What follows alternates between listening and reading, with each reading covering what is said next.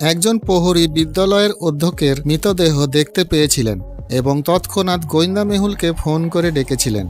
মেহুল 3 জন সন্দেহভাজনকে জিজ্ঞাসাবাদ করেছিলেন। দাসী: স্যার, আমি লাইব্রেরিতে কাজ করছিলাম, আপনি এটি লাইব্রেরির ক্যামেরায় দেখতে পারেন। প্রথম শিক্ষিকা: স্যার, আমি স্টাফ রুমে পরীক্ষার প্রশ্নপত্র চেক করছিলাম। দ্বিতীয় শিক্ষিকা: স্যার, আমার চশমা ভেঙে গেছে, আমি নতুন চশমা কিনতে বাজারে গিয়েছিলাম, এটা তার বিল। অপরাধের দৃশ্য এবং সন্দেহভাজনদের বক্তব্য শুনে আপনি কি অনুমান করতে পারলেন খুনি কে?